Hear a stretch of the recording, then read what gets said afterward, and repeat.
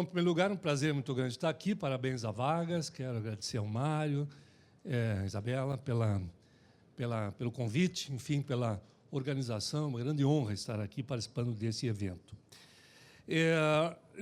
Antes de começar, só queria dizer que há muitos anos atrás eu fiz um curso de oratória e o professor disse o seguinte: não importa qual seja o problema, nunca comece uma palestra, uma fala pedindo desculpas para a plateia, né? Mas hoje sou obrigado a pedir um pouco de desculpa, porque eu vou dar a palestra aqui sentado, eu estou com um pequeno problema de saúde, vindo do hospital para cá, nada excepcional, uma coisa simples, e até que serviu de aprendizagem para mim, espero que possa servir para vocês também. Eu cometi um exagero na academia de ginástica. Passei do limite e consegui romper uma artéria, ou lesar uma artéria do mesentério, lá que irriga o intestino, fazendo abdominal. Abdominal é contra a nossa natureza. O excesso. Então, vamos tomar cuidado com os excessos. Mais uma vez, eu dou razão à filosofia budista, que a inteligência, já que nós vamos falar sobre isso, está exatamente em você saber reconhecer o meio termo, né? Nem tanto lá, nem tanto cá. Bom, isso posto, o tema que me foi solicitado aqui desenvolver com vocês nessa tarde é o tema inteligência competitiva em época de crise. Então, para eu poder falar sobre isso, sobre inteligência competitiva e sobre época de crise, eu acho que falar sobre a crise não é mais necessário, não acho que está todo mundo bem informado da crise que estamos enfrentando. Existe, sim, uma crise financeira, uma crise econômica no Brasil, e pela primeira vez nós vemos uma forte presença de duas crises que se retroalimentam, que é a crise financeira e a crise política, né? Pela primeira vez, nós temos a situação de que uma crise alimenta a outra. Enquanto não se resolver a crise política, dificilmente teremos o encaminhamento adequado para a crise econômica. Então, o primeiro fato é reconhecer realmente que nós estamos num tempo de dificuldade, num tempo especial na construção da nossa história. Agora, se você examinar a história do Brasil, você vai ver que a história do Brasil pode ser contada pela análise das crises que nós vivemos. Eu sou de uma época, muitos aqui não se lembram disso, em que a inflação era uma constante na nossa vida. Os executivos de finanças das empresas brasileiras eram solicitados, eram respeitados, requisitados pelas multinacionais, porque alguém conseguia gerir as finanças de uma empresa no Brasil, podia fazer isso em qualquer lugar do mundo com extrema propriedade. Então, temos uma crise, mas não é uma coisa para a gente se desesperar, é algo para a gente enfrentar. E, quando a gente fala em enfrentar a crise, surgem alguns elementos. Agora há pouco nós tivemos uma palestra sensacional aqui do Dorival Donadão, que reposicionou um pouco a questão do líder em épocas de crise. Claro que o líder em época de crise é diferente, ou pelo menos a atuação dele é diferente em épocas de tranquilidade.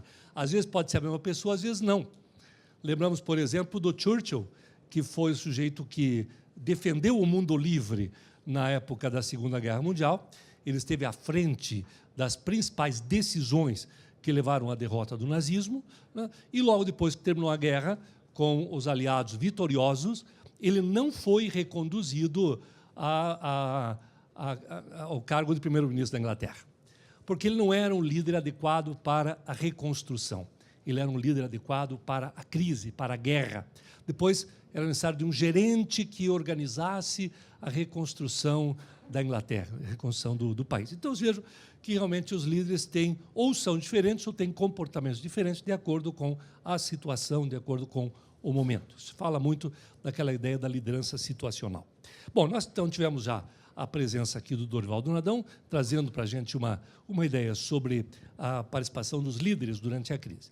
E agora vamos falar, então, um pouco sobre a questão da inteligência, que é uma coisa que interessa não só para os líderes, mas para todas as pessoas.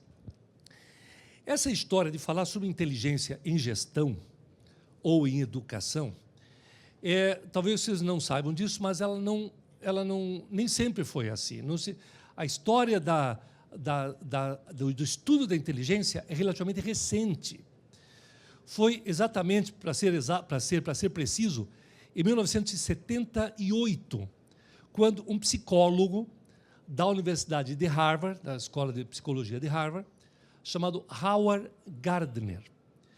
Ele foi contratado por uma empresa que estava aí com alguma dificuldade, e a questão que trouxeram para o professor foi a seguinte: professor, o que é que a gente pode fazer para desenvolver as nossas pessoas da empresa? Já se tinha a ideia que para desenvolver a empresa temos que desenvolver as pessoas, só que não sabia como. E aí perguntaram para o Howard Gardner. E ele deu uma resposta que, na época, causou um certo questionamento, até no mundo acadêmico. Ele disse o seguinte: olha, só tem uma coisa que dá para a gente fazer. Nós temos que desenvolver a inteligência das pessoas. Bom, isso causou um certo espanto, porque não se acreditava até então que isso fosse possível. Década de 70, eu sei, eu me formei em medicina, já que ela contou que eu me formei em medicina em 1976. Naquela época, eu me lembro, estudei neurofisiologia, a gente acreditava que a inteligência não podia ser desenvolvida, que é uma espécie de um quantum que nasce com a pessoa e que morre com ela. Então, ou você é inteligente geneticamente, ou você nunca será inteligente na vida, né? Bom, o Howard Gardner, ele jogou por terra essa teoria. Ele falou: não, nós podemos sim desenvolver a inteligência de uma pessoa, como também podemos desenvolver a inteligência de um grupo de pessoas, por exemplo, de uma empresa. Então, nós podemos fazer com que a empresa seja mais inteligente ou menos inteligente diante de cada situação em que isso é necessário. Bom, e como é que se faz isso? Como é que se desenvolve a inteligência de alguém? Aí o Gardner, né, falou uma coisa muito simples, que aí todo mundo ficou se olhando e falou: puxa, é verdade. Ele falou assim: temos que aplicar uma lei que foi enunciada por um evolucionista francês chamado Lamarck. Vocês estudaram Lamarck no colégio. Todo mundo que estudou Lamarck no colégio. Tenho certeza disso. Como eu também tenho certeza que vocês não lembram o que ele falou, né? Porque, na verdade, ele é mais conhecido por causa de uma outra lei, que foi uma lei que não deu muito certo, assim, que foi derrubada por Darwin depois, que é a lei da herança dos caracteres adquiridos, né? A lei de Lamarck. Falou assim: olha, a girafa tem pescoço comprido porque os seus ancestrais começou a faltar folhinha na árvore, tiveram que esticar o pescoço para pegar a folha mais alta, e aí esse pescoço ficou mais comprido, e o filhote já nasceu com o pescoço mais comprido, e isso ao longo de gerações e tal fez com que a girafa ficasse pescoço comprido. É óbvio que não é assim, nós não transmitimos para o nosso filho uma característica que nós adquirimos durante a vida. Estou dizendo uma característica física, né? Isso é bobagem, depois Darwin explicou que não era esse o caminho.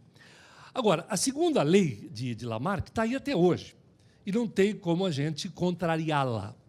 Chama-se lei do uso e desuso. Simples assim.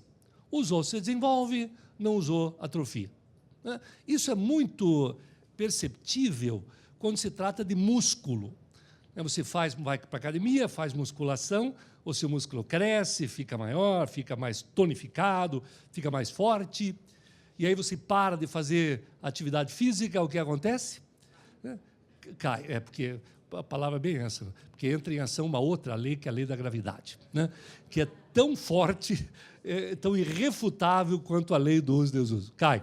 Por isso que muita gente diz assim: eu não vou para a academia fazer ginástica, porque depois eu paro de fazer e cai tudo. Pois é, mas quem é que diz que você vai parar, né?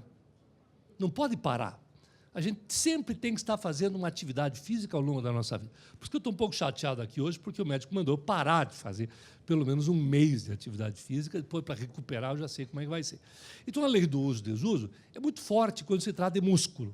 De osso também, né? Aqueles astronautas que às vezes ficam meses em órbita na Terra, quando voltam, estão com seus ossos enfraquecidos, porque lá em cima os ossos não foram utilizados.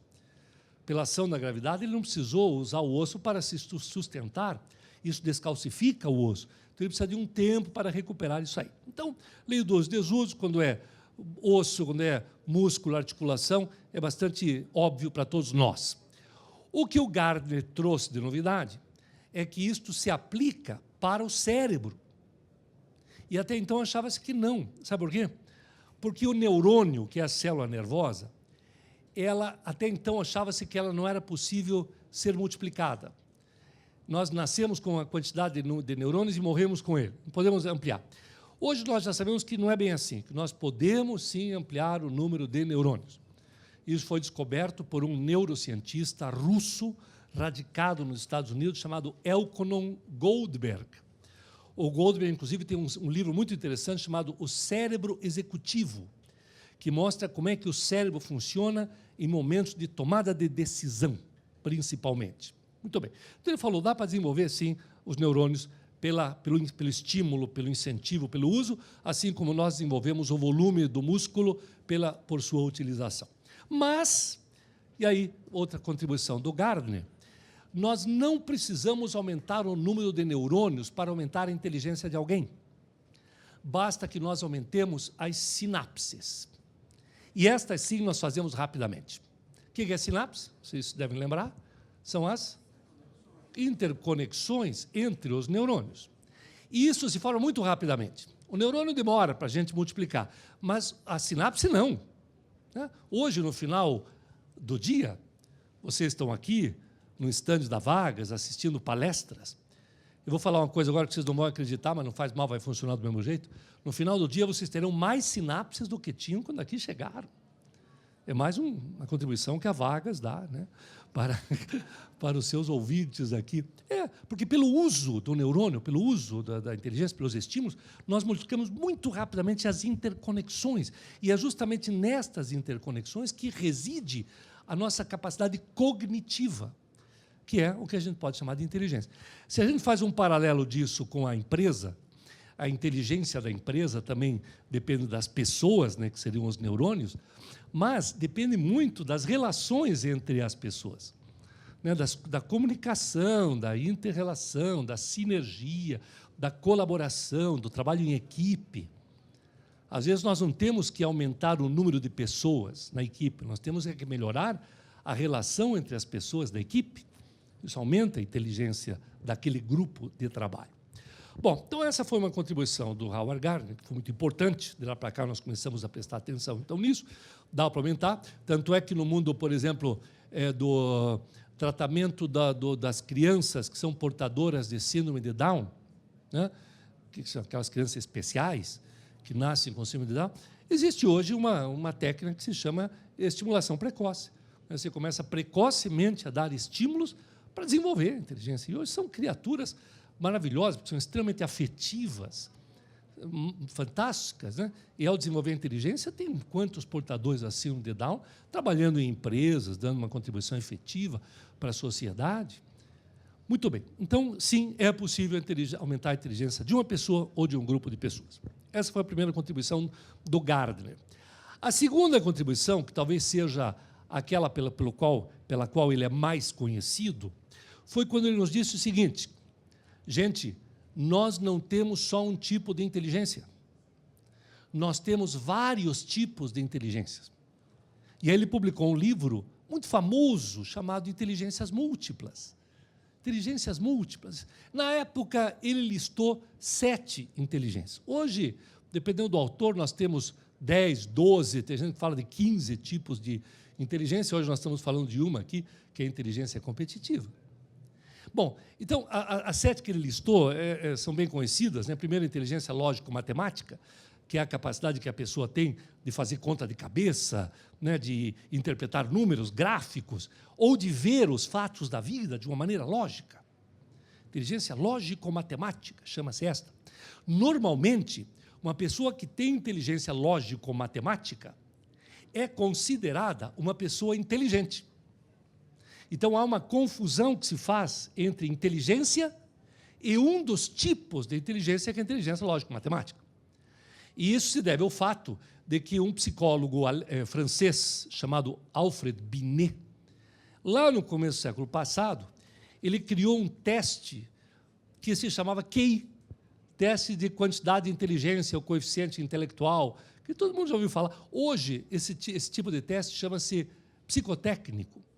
Eu não sei por que deram esse nome, psicotécnico, que, na verdade, é um teste de lógica. Só avalia a tua inteligência lógico-matemática, ponto, que é uma das inteligências.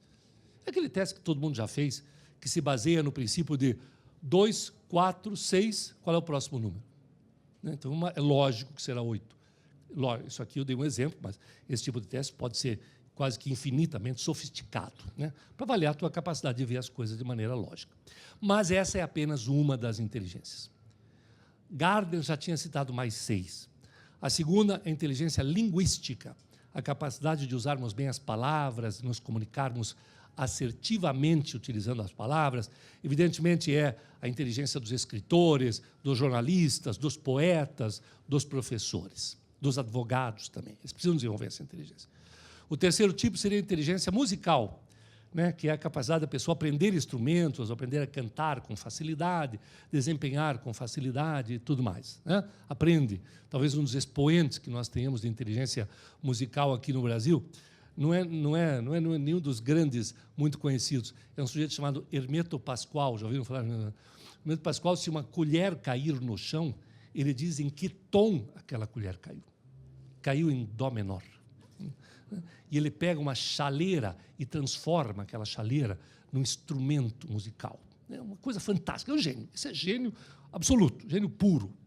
O alagoano Hermeto Pascoal, albino. O quarto tipo de inteligência seria a inteligência corporal sinestésica. É a capacidade que nós temos de estabelecer uma rápida conexão entre o cérebro e o corpo. O corpo obedece aos comandos do cérebro. Claro, todos nós temos, mas alguns têm mais. Vamos concordar que você vê uma Ana Botafogo dançar, né? O Carlinhos Jesus dançar, dá até uma certa raivinha na gente, porque ele não consegue dançar daquele jeito. Uma imensa inteligência corporal sinestésica, que também está presente nos atletas. Os atletas, imaginem vocês, um sonho que eu tinha na vida era fazer um gol de bicicleta. Alguém já fez um gol de bicicleta aqui, entre os rapazes aqui presentes? A gente sabe que não é tão simples fazer um gol de bicicleta. Imagine a cena, um sujeito cobra o escanteio, né, a bola desenha uma parábola no ar e vai terminar num ponto onde, naquele momento, não tem ninguém. Aquilo chama-se ponto futuro. Aí vem um outro sujeito que corre para cá, fica de costas para o gol, dá um salto no ar, deixa o seu corpo na horizontal, levanta a perna e o seu pé encontra a bola no espaço sideral, desvia a sua trajetória e coloca no ângulo e levanta a galera. A gente vê isso na televisão, né? Só que você não para pensar a quantidade de algoritmos que o cérebro daquele rapaz foi capaz de fazer. Quantos cálculos ele fez, né? E de uma forma que aparentemente é simples. Não é tão simples assim. O seu tipo de inteligência, o corpo obedece. E isso se encaixa com um outro tipo de inteligência, que é a inteligência espacial, que é a inteligência dos arquitetos, por exemplo, que olham esta sala aqui, já diz qual é o seu tamanho em área, qual é o seu volume, né? E rapidamente consegue imaginar o que dá para fazer aqui. A inteligência também dos exploradores, né?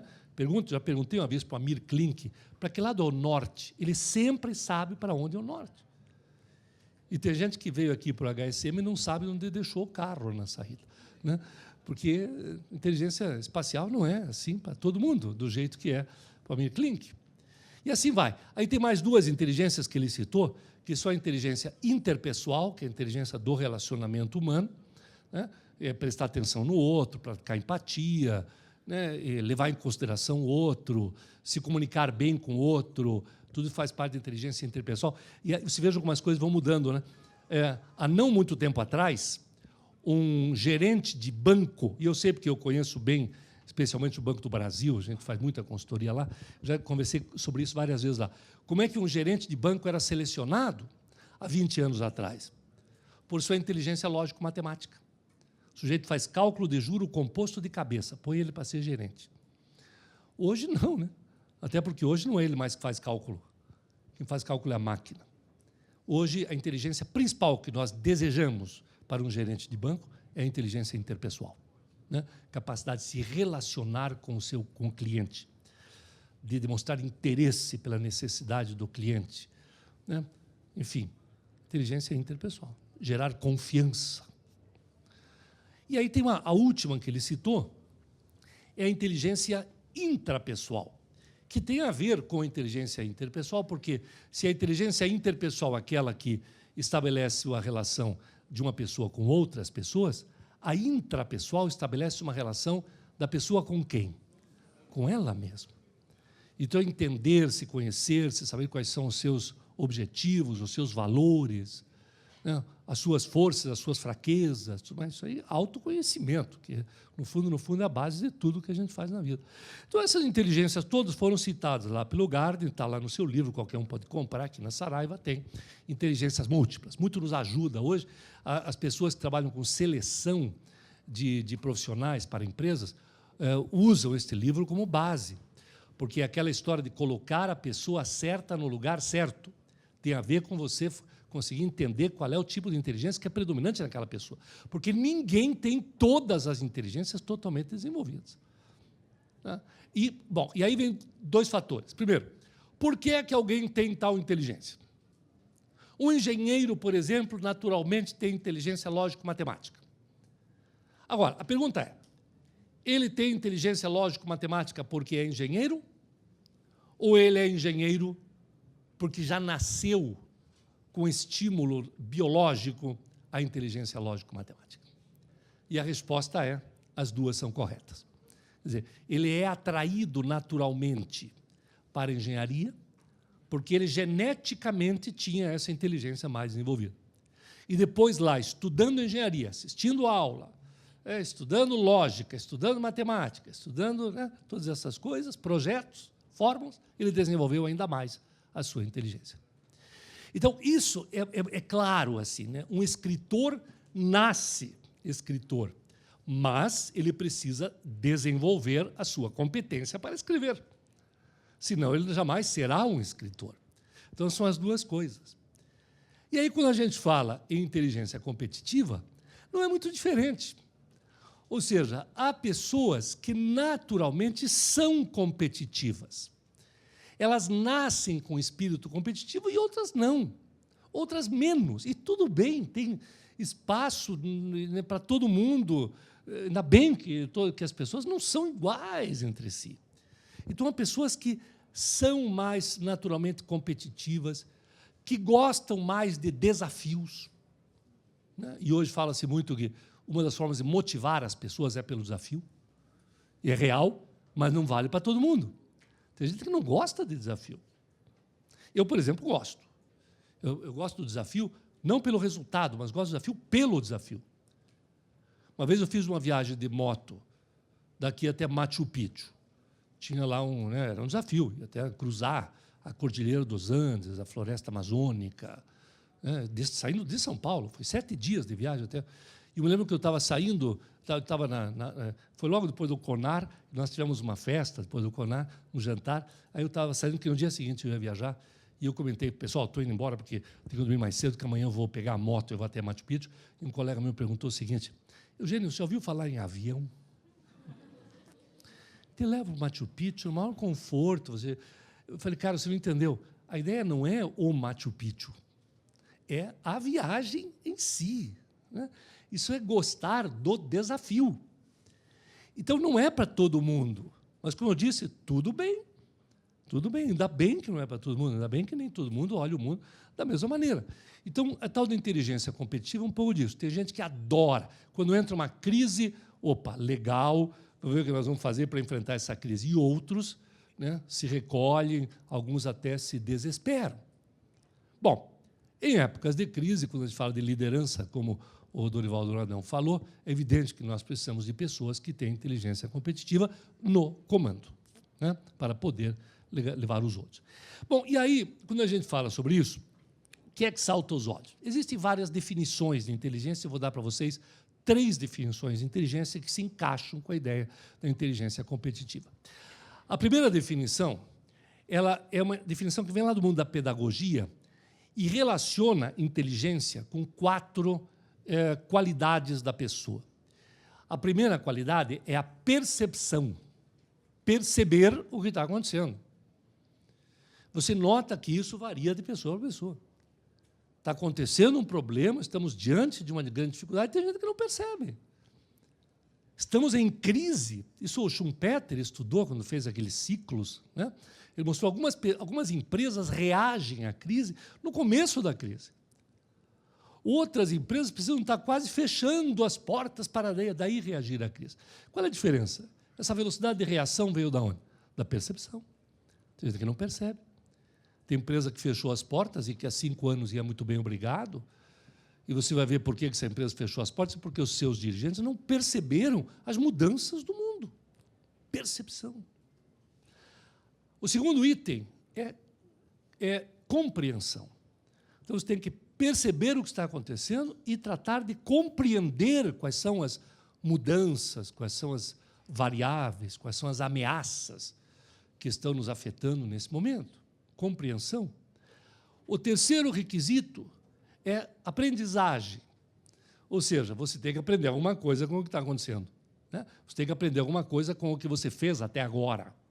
Aprender permanentemente. Aliás, esse talvez seja um dos últimos paradigmas da teoria geral da administração, que começou lá com o Taylor, no começo dos anos 1900, quando ele publicou o livro Princípios da Administração Científica. Aí, de vez em quando, alguém publica alguma coisa, né? Faz alguma coisa, cria uma nova onda na gestão das empresas. Talvez uma das últimas ondas tenha sido a do Peter Senge, que publicou, no final dos anos 90, um livro chamado A Quinta Disciplina, em que ele lança a ideia das organizações que aprendem. A empresa que não estiver aprendendo permanentemente, né, na sociedade do conhecimento, ela não tem vida longa. Agora, esta capacidade de aprender, ela vem depois dos requisitos anteriores, né? Primeiro, então, perceber que está acontecendo alguma coisa. Segundo, compreender. E terceiro, aprender. Não se pode aprender sem compreender. É um erro que a pedagogia já cometeu. A pedagogia jesuíta, por exemplo, que a educação no Brasil deriva dos jesuítas. Os jesuítas hoje são moderníssimos, mas naquela época os jesuítas tinham uma pedagogia baseada no Ratio Studiorum, que era o seu manual de pedagogia, em que o aluno não tinha que entender, só tinha que aprender.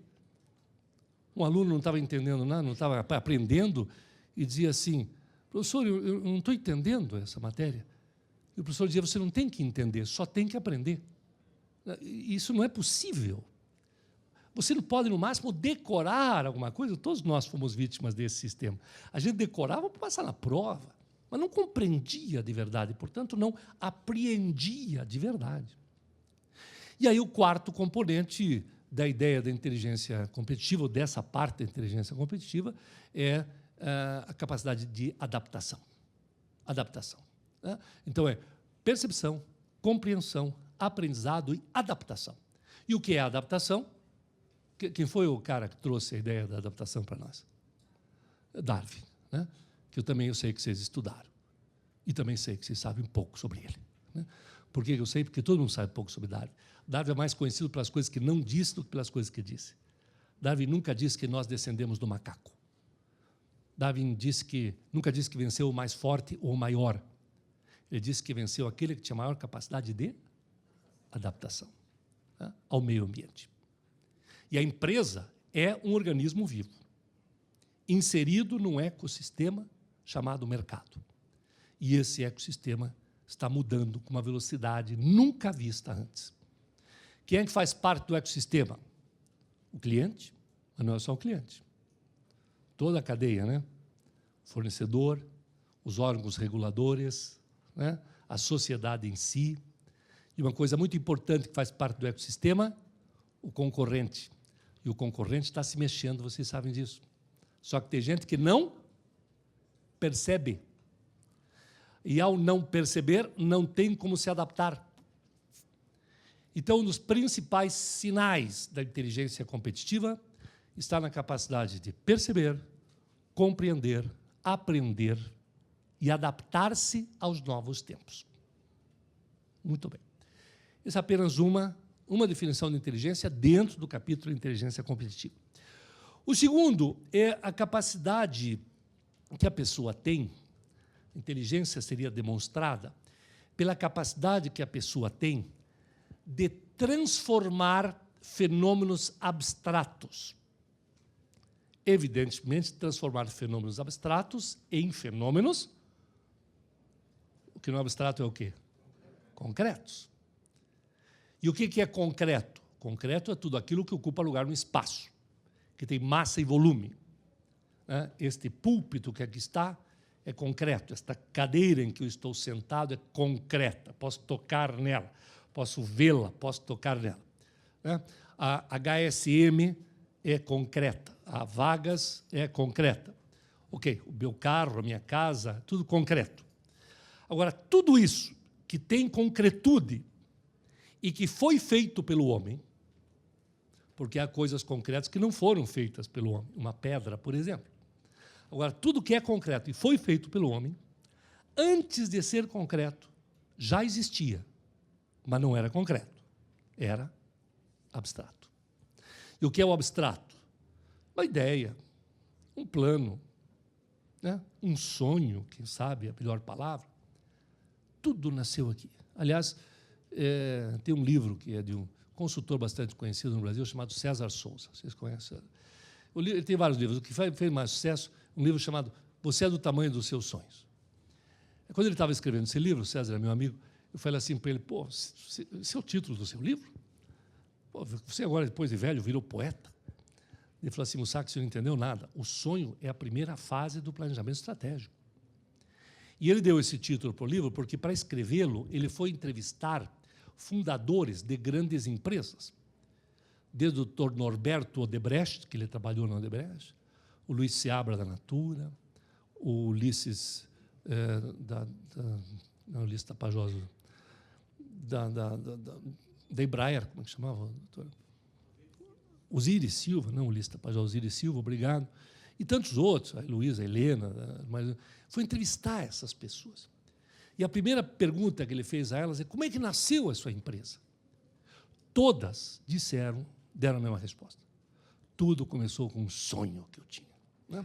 Agora, vamos concordar que sonhar, todo mundo sonha. É inerente à condição humana sonhar, que nada mais é do que imaginar o futuro que você deseja. Isso é sonhar. Acordado, né? Dormindo é outra coisa. Aí Freud explica. Né? Agora, sonhar acordado é você imaginar o futuro que você deseja. Isso todo mundo faz. Agora, algumas pessoas têm a capacidade de transformar esse sonho em realidade. Quer dizer, alguma coisa acontece na cabeça dessa pessoa em que ela assume um compromisso imenso, né, com a realização desse sonho, passa por cima das dificuldades, persiste, não desiste diante da dificuldade, vai, e lá ele realiza. Então, faz parte da inteligência competitiva essa capacidade de transformar aquilo que é abstrato, a ideia, numa realidade. Tanto é que nos colégios se faz muito esse tipo de exercício. Você sabe que tem um tipo de joguinho que foi desenvolvido na Dinamarca. A Dinamarca tem duas grandes empresas. Uma é a Maersk, que é aquela empresa de containers, que é conhecida no mundo inteiro. E a segunda, que é até mais conhecida que essa, é uma fábrica de brinquedos. Como é que chama? Lego. Lego. Como é que começou o Lego? Eram pedacinhos, tijolinhos de madeira com os furinhos que permitiam encaixe. Com aquele Lego você pode fazer qualquer coisa. A criança imagina uma casa, constrói uma casa, transforma uma ideia na concretude. Né? Imagina um avião, constrói um avião. Isso estimula a inteligência. Como transformar ideias em realidades, sonhos em concretudes. Né? Isso é sinal de inteligência. E aí vem a terceira definição de inteligência, que as três juntas é que vão dar inteligência competitiva, que é uma coisa bem que vem do mundo prático, assim, vem do mundo da gestão. Né? Enquanto a primeira definição vem da pedagogia, a segunda vem da psicologia, a terceira definição vem do mundo da gestão, que diz o seguinte: inteligência é a capacidade de utilizar as faculdades mentais para produzir benefício. Em outras palavras, para você ser considerado inteligente, você tem que usar a inteligência. Todo mundo conhece alguém que é muito inteligente. E você fica pensando, pô, o cara é tão inteligente, como é que ele não consegue organizar a sua vida? Como é que ele não faz nada com essa inteligência que ele tem? Todo mundo conhece alguém assim. Tem alguém na família. Um cunhado, não tem um cunhado assim que você fala, pô, cara, você é inteligente, como é que você não consegue resolver a sua vida? Gente, de acordo com esse conceito, a pessoa não é inteligente. Não é. Porque a inteligência não está só em você saber fazer conta de cabeça. É fazer a conta certa, no momento certo, ter a aplicação adequada para aquela conta que você fez e resolver um problema, produzir algum benefício. Então, esse conjunto dessas 3 definições de inteligência, a primeira é capacidade de perceber, compreender, aprender e adaptar-se. A segunda é a capacidade de imaginar uma situação e organizar-se para transformar aquela situação em realidade. E a terceira é utilizar a inteligência para fazer a coisa certa. Né? Isso está por trás, então, daquilo que nós chamamos de inteligência competitiva em épocas de crise. A melhor aplicação que a gente tem para isto, na atualidade, é criar uma estratégia para enfrentar a crise. E eu acho que todo mundo sabe que isso é estudado. Claro, temos dezenas, centenas de artigos sobre o que fazer em época de crise. Agora, recentemente, quando nós estávamos vislumbrando que uma crise estava chegando no Brasil, começamos a fazer uma revisão. Então, eu e um professor do INSPER, chamado Flávio Macau, nos debruçamos sobre artigos, os principais artigos produzidos pelas principais escolas de negócios do mundo em épocas de crises passadas, especialmente 2003 e 2008. Não só as que foram publicadas no ano, algumas um pouco antes e outras um pouco depois do auge da crise. E aí fomos ver o que todos esses artigos tinham em comum. E encontramos seis pontos em comum, que são, no fundo, depois de ver aquilo lá, a gente falou, pô, não precisava ter feito revisão de artigo e tal, porque é óbvio o que tudo foi apresentado aqui. Os 6 pontos de atenção que a inteligência competitiva deve se aplicar são os seguintes. Primeiro, é reforçar a gestão. Né? O Donadão já falou sobre isso aqui. Ele falou de gestão e governança. A gente podia acrescentar aí, reforçar a gestão e a governança. A governança é um pouco mais ampla que a gestão, porque engloba a liderança e tal, então vamos deixar aqui a gestão. E quando se fala de gestão, 2 pontos chamam a atenção. Primeiro, uma revisão dos processos. Sempre tem alguma coisa que pode ser feita de forma mais eficiente. Né? Porque nós temos muitos processos burocráticos nas organizações. Sempre, muita burocracia. A burocracia que foi criada pelo Max Weber com a finalidade de facilitar, com o tempo acabou complicando, porque a burocracia foi apoderada pelos órgãos públicos, e o órgão público entendeu que quanto mais burocrático, mais controle teria sobre a sociedade. Se vocês lerem a última revista Veja, que saiu ontem, não sei se alguém leu, mostra lá como a burocracia do país espreme a cintura das empresas, especialmente das menores. Né? Muitas vezes não conseguem andar para frente porque tem tanta burocracia, tanto imposto, tanta guia, tanta certidão negativa, tanto isso, tanto para você entrar para solicitar um financiamento, precisa tanta certidão negativa que quando você tira a última, a primeira já venceu. Ainda hoje eu recebi um e-mail da via de acesso sobre isso, que nós vamos ter que resolver. Então, primeiro, rever processo. Não estou falando do processo do país, estou falando do processo da empresa. Porque tem empresa que entra nessa de ser tão burocrática quanto o governo. Eu conheço várias. O segundo ponto de atenção na gestão é custos. Claro que em época de crise a gente tem que rever custos. Mas cuidado, porque todos os autores eles falam sobre o fato de que, quando se fala de custo, a ideia não é gastar menos, a ideia é gastar melhor. A diferença entre gastar menos e gastar melhor, gastar menos, o que acontece? A empresa entra em crise, vem um memorando da diretoria para todos os departamentos, divisões, blá, blá, blá, todo mundo tem que cortar 15% do orçamento. Isso significa demitir pelo menos 15% das pessoas, que provavelmente é a decisão mais burra, né, que se pode fazer. Não é assim que se corta custo. Custo você otimiza, ou seja, a diferença entre custo e investimento é que o investimento, de alguma forma, retorna. Vir participar da HSM é custo ou investimento? Lógico que é investimento, porque retorna em competência, em eficiência, em comprometimento do funcionário que a empresa manda para... não, esse ano não vão mandar menos, não vão mandar ninguém porque temos que cortar custo. Não é custo, é investimento, pelo amor de Deus. Então, não é gastar menos, é gastar melhor e, fatalmente, você vai gastar menos porque você vai reduzir os desperdícios. Isso com relação à gestão, não posso me aprofundar, já fui informado que tenho que terminar. O segundo item é uma revisão da estratégia, claro, porque estratégia significa... Cuidado, porque as pessoas confundem um pouco estratégia com plano, né? Não é a mesma coisa, hein? O plano faz parte da estratégia, mas a estratégia é mais do que o plano. A estratégia considera, antes do plano, considera dois outros pontos, que é o objetivo aonde você quer, de fato, chegar, e para isso existem ferramentas, entre eles o SMART, a principal delas, e uma análise criteriosa da situação atual. Para isso também existem ferramentas, a melhor é o SWOT, né? E aí, depois de fazer um bom SWOT, um bom SMART, você faz o plano e aplica o PDCA, né, para ver se o plano está funcionando, né? Então, fazer uma revisão disso, porque, claro, que mudou a situação do presente. Tem que fazer o SWOT, pelo amor de Deus, tem que fazer de novo o SWOT. O SWOT não é definitivo, você faz hoje, no mês que vem já mudou, porque o cenário mudou, tem que fazer de novo. Então, à medida que o tempo passa e que entramos em crise, muda um pouco os nossos objetivos e muda principalmente a nossa situação. Então, tem que fazer revisão estratégica. Tem que fazer revisão estratégica, inclusive não só com relação aos objetivos, mas com relação aos recursos aplicados, as parcerias que você vai fazer para conseguir executar aquela estratégia e assim por diante. Então, primeiro, reforçar a gestão. Segundo, fazer uma revisão da estratégia. Terceiro, a melhor palavra seria facilitar ou, sei lá, dar espaço para o trabalho dos líderes, reforçar os líderes, as lideranças.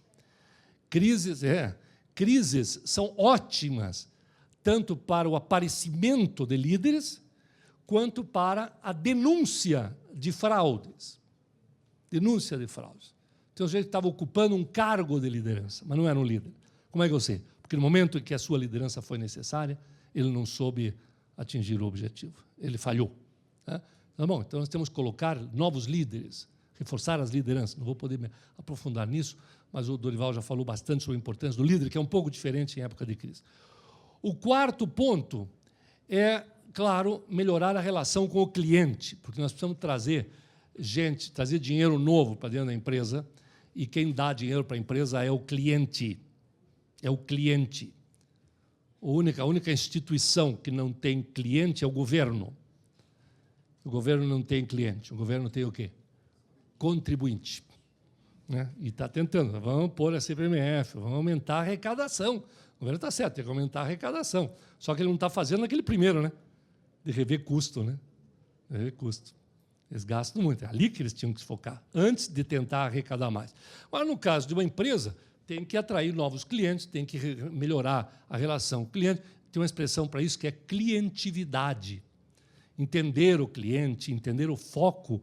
Não temos que ter foco no cliente, temos que ver o foco do cliente. Essa que é a ideia, tentar atendê-lo da melhor maneira possível, para obter a sua fidelidade, para que ele continue comprando de nós. O quinto ponto é abrir espaço à inovação. A inovação. Tem aqui, está se discutindo muito inovação, na próxima palestra será sobre isso, né? Com um americano chamado... Cadê? Está lá, o Jim McKelvey. Inovação e criatividade voltados para o mercado, de fato. Mas, mais do que inovar, porque muita gente, quando ouve falar, quando pensa em inovação, lembra em coisas como essa aqui, né? Isso aqui foi uma inovação, sem sombra de dúvida, mas isso é uma inovação que pode ser confundida com invenção. E nem sempre a inovação é invenção, né? Invenção. Normalmente, inovação e invenção se encontram, se confundem, quando é inovação de produto. Mas não é só produto, nós temos que inovar basicamente três coisas. Produto, sim, mas também a gestão, né, processos e tudo mais, e o modelo de negócio. O Dorival também falou sobre isso. Temos que mudar o modelo de negócio. Eu entrei aqui e vi um stand aí do Boticário. O Boticário, todo mundo sabe que o modelo de negócio do Boticário qual que era? Franquia, loja. O Boticário está fazendo agora venda direta com a Natura. E a Natura está abrindo loja. Então, estão revendo o modelo de negócio, sim. Então, é necessário rever. Será que a maneira como nós estamos trabalhando, como nós estamos oferecendo o produto, é isso mesmo? Vamos rever o nosso... Talvez seja outra coisa, totalmente diferente. Isso faz, inclusive, muita economia. Na hora que se revê, você percebe que existem algumas áreas na empresa que não estão agregando valor ao negócio. Pelo menos esse novo modelo de negócio que você criou. E, por último, daí para terminar, porque já fui informado que o meu tempo se esgotou, uma coisa que o Dorival também falou, que é a questão da postura mental, da postura. A postura da pessoa diante da crise. Você está numa crise, qual é a reação? Eu acho que existem duas coisas para se fazer na crise. Uma é procurar uma calçada, sentar no meio-fio e chorar. Né? É uma alternativa. E a outra é reagir à crise. Né? É, de alguma forma, fazer a sua lição de casa para reagir à crise. Olha, a psicologia nos diz que isso varia muito pessoa a pessoa, por isso falei inteligência variável, né? Mas há vários estudos sobre quais as causas que levam uma pessoa, adiante de uma crise, se destruir. E outras pessoas, diante de uma crise, se engrandecer. A psicologia estuda isso, e não chegamos a uma conclusão definitiva. O que é que leva, né, uma pessoa a se destruir e a outra a ficar ainda melhor diante da crise? Né? Bom, uma das sinalizações é o tipo de inteligência, né? A inteligência competitiva. Não, eu gosto mesmo de uma crise porque ela me ajuda a fazer uma revisão de mim mesmo e faz com que eu me mexa. No meu ponto de vista, a grande virtude da crise é que ela é desconfortável. Desconfortável. A gente não dorme bem, a gente tem dor de cabeça, a gente está preocupado, a crise é desconfortável. E vamos concordar que se você está desconfortável na cadeira onde você está sentado, o que é que você faz? Você se mexe para encontrar uma posição confortável. Né? Se você põe a perna direita sobre a sua perna esquerda para encontrar o conforto, esse conforto é temporário, porque rapidamente, pressionando o quadril esquerdo, você provoca uma diminuição da circulação do sangue no quadril esquerdo. E isso vai se transformar rapidamente numa hipóxia das terminações nervosas livres da cápsula articular do quadril esquerdo. Né? Isso valeu ter estudado medicina. E aí, das duas, uma, ou vai formigar ou vai doer, e aí você troca de perna.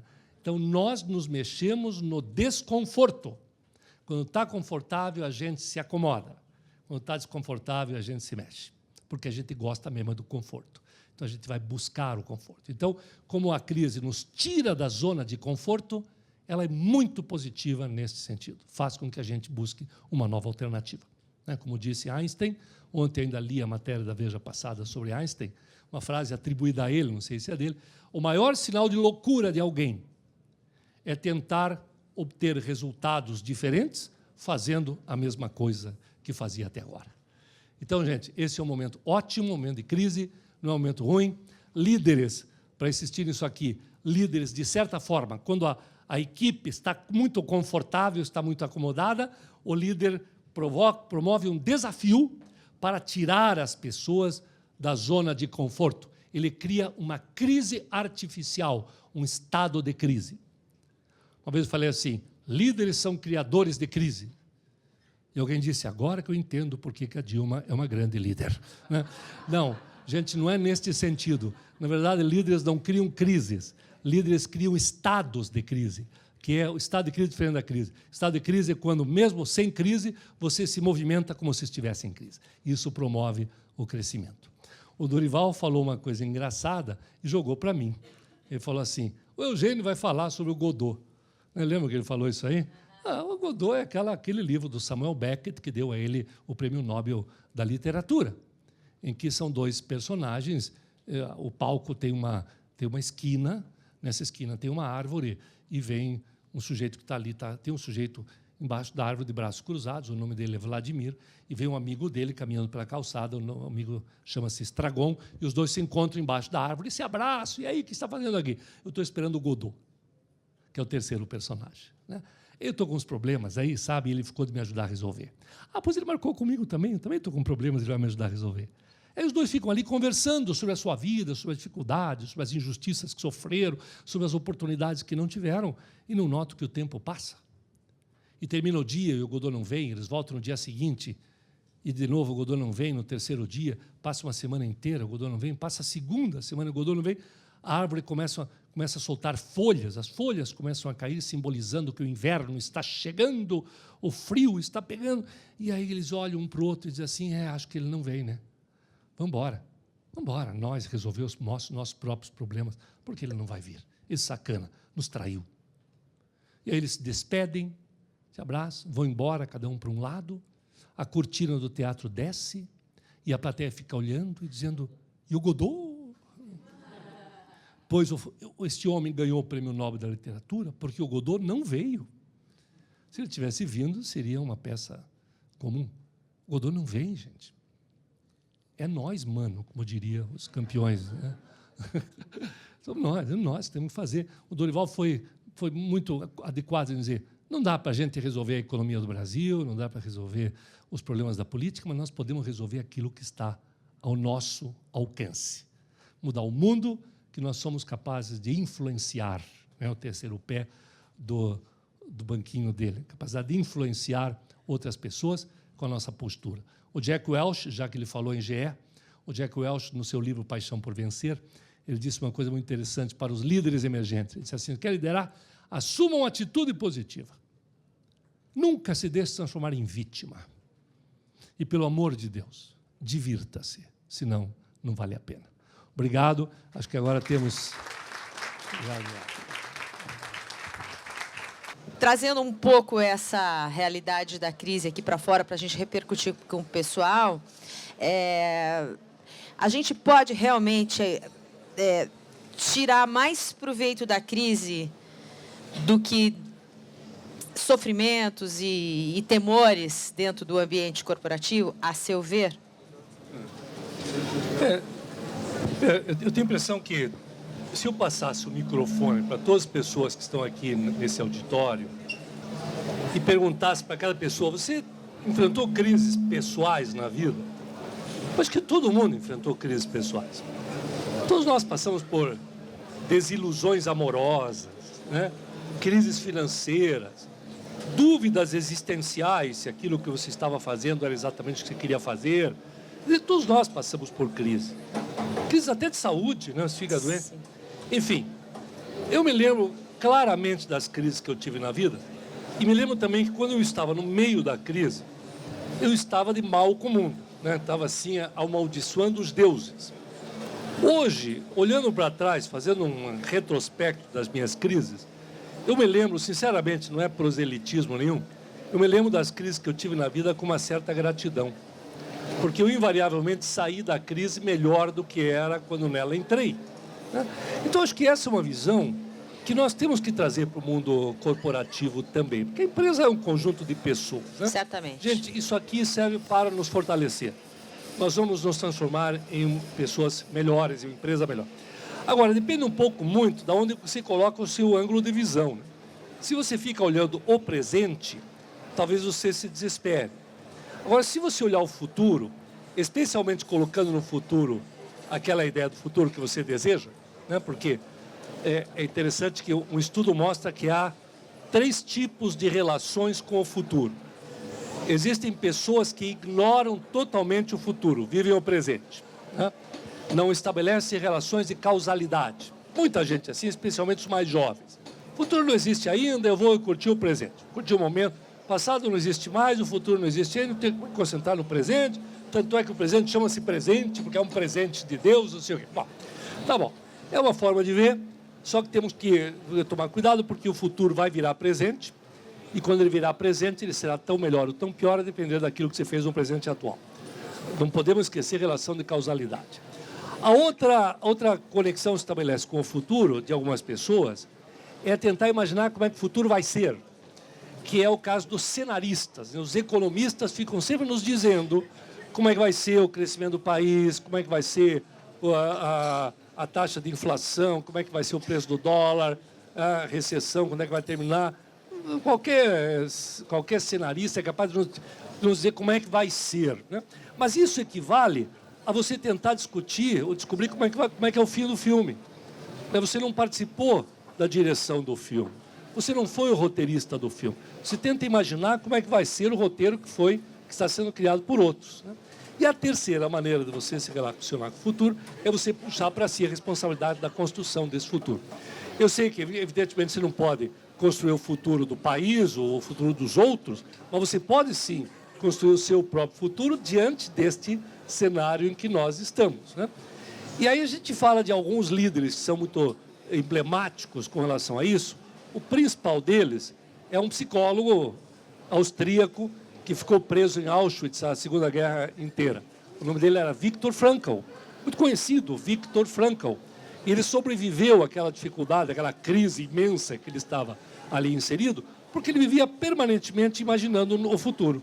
Dizia, a guerra não vai durar para sempre, vai terminar, nós vamos ter que reconstruir a Europa tem que ser melhor do que era antes da guerra, eu quero retomar a minha carreira, eu quero reencontrar a minha mulher, que foi a única coisa que ele não conseguiu, porque ela morreu em outro campo de concentração. E assim, quando tinha alguém mal perto dele, alguém desesperado, deprimido, que fatalmente ia morrer, ele olhava para o colega de infortúnio dele e dizia, sabe qual é o teu problema, meu caro? É que você deixou de ter sonhos, você deixou de ter planos para o futuro. E não, incomumente, o amigo olhava para ele e dizia assim, Vitor, eu não sei se você percebeu, nós estamos num campo de concentração. Eu não sei se vou estar vivo amanhã e você quer que eu tenha sonhos para o futuro. Ele dizia, quero, sabe por quê? Porque essa é a única garantia para você estar vivo amanhã. Quando você tem essa conexão positiva com o futuro, você se mantém na luta. O cérebro funciona diferente. Ele se mantém ativo e mantém a saúde do corpo. Se não mantiver a saúde do corpo, pode ser que você morra antes de realizar o sonho. Então, é realmente uma função muito importante da liderança, né? Estamos em dificuldade, sim, estamos em crise, isso não vai durar para sempre e o que vai ser depois vai depender de nós. E uma coisa interessante, só para terminar essa parte, é que a empresa que não esmorece na crise, quando a crise passa, porque ela passa, claro. Crise, por definição, tem começo, meio e fim, esta empresa está em situação de vantagem diante da outra que esmoreceu. Entendeu? Se demitiu pessoas, por exemplo, a crise passa, você não tem pessoas para retomar aquele bom momento do crescimento do país. Então, acho que estabelecer essas conexões é importante para cada um de nós e para as empresas. Ele está trazendo várias formas da gente ativar as nossas sinapses, né? E agora eu queria muito passar os microfones para vocês aproveitarem a oportunidade aqui e fazer perguntas. Olha, já temos uma pessoa aqui, por favor, o microfone, se apresente para o Eugênio, diga a empresa da qual você faz parte e faça a sua pergunta. Boa tarde, professor. Okay. Meu nome é Roberto Carlos, obviamente não canto. Eu sou consultor e sou professor da Croton. Na verdade, eu queria a sua ajuda, porque o palestrante que esteve aqui antes do senhor colocou uma mosquinha de dúvida na nossa cabeça, quando ele nos diz que, em vez de falar em visão e missão, estamos falando mais de propósito. Mas no exemplo que o senhor acaba de dar sobre o Viktor Frankl, onde ele mantinha e a visão está aqui e a missão está aqui em sobreviver ao dia a dia, será que essa coisa de propósito pode ser realmente um bom caminho para a gente pensar na crise? É que o Dorival nos explicou também que o propósito seria a junção da missão com os valores que você vai não abrir mão deles para atingir aquela missão. Então, acho que sim, eu acho que uma terminologia nova, né, que as empresas estão usando hoje, que é o propósito. O propósito seria uma coisa maior, porque diz o seguinte, afinal de contas, para que nós existimos? Né, qual é a nossa finalidade? O que justifica a nossa existência? O que justifica nós continuarmos na luta? Né? Isso seria o propósito. Né? A missão acaba sendo muitas vezes confundida com plano de metas. Eu tenho uma missão que é aumentar, a nossa missão aqui é aumentar 10% do faturamento esse ano.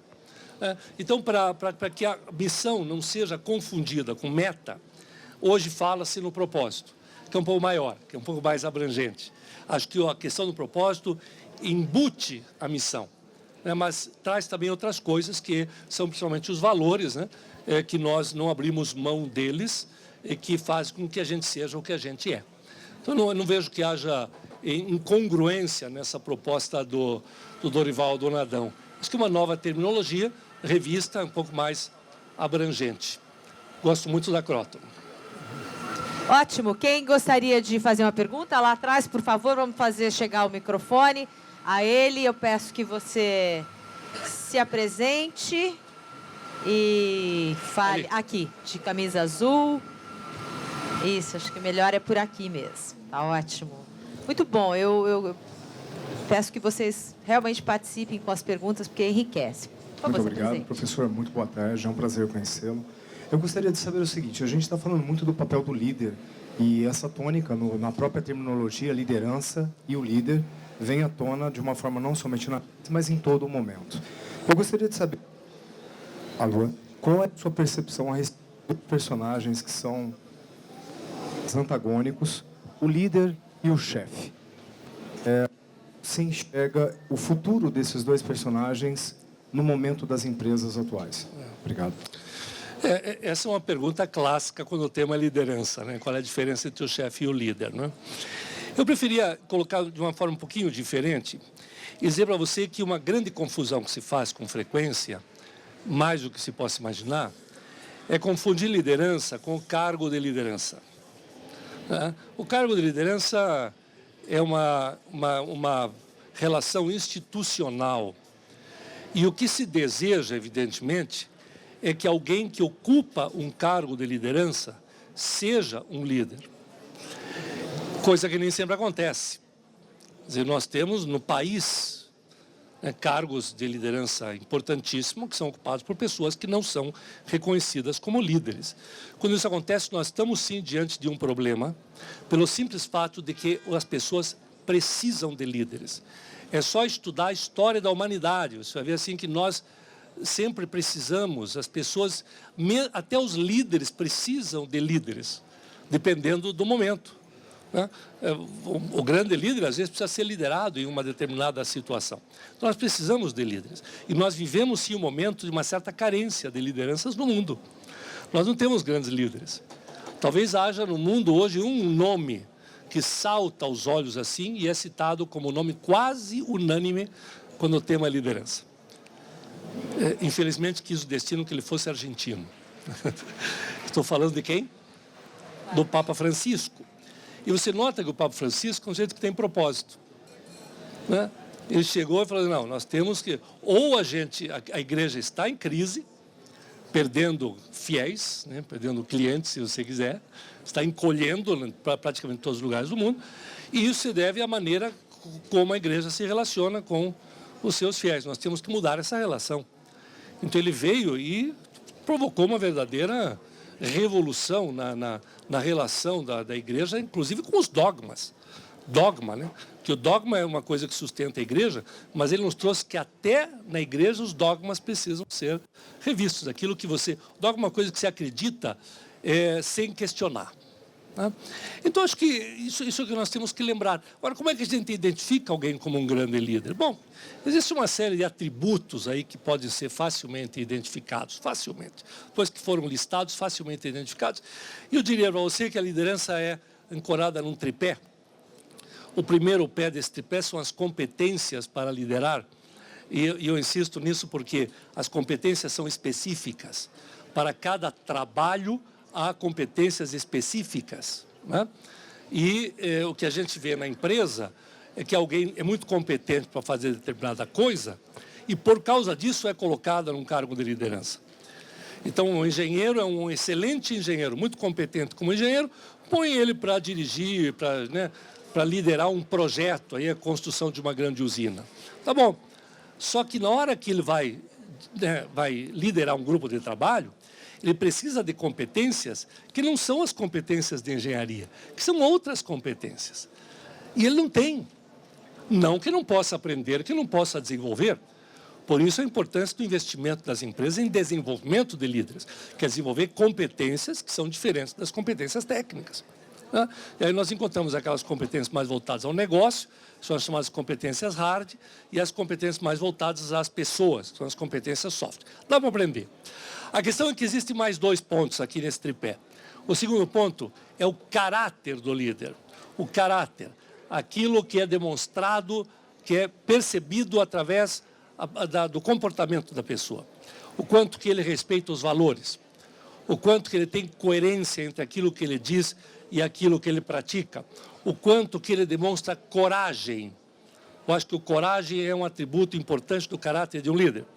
Sempre lembrando que coragem não é ausência de medo, é avançar apesar do medo. Quem não tem medo não precisa ter coragem. Não há líderes que não sejam corajosos, né? Pessoa que é coerente, que tem legitimidade por sua coerência, o caráter. E o terceiro ponto é ambição. Não há líderes não ambiciosos.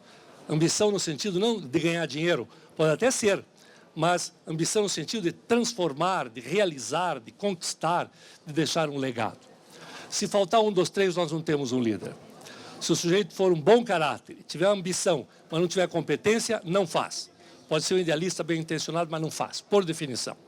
Se ele tem competência, é um bom caráter e não tem ambição, ele não quer fazer. Ok, gente, eu agradeço imensamente as perguntas que vocês trouxeram aqui para a gente ativar as nossas sinapses. Em nome da Vargas, eu agradeço muito a presença do Eugênio aqui.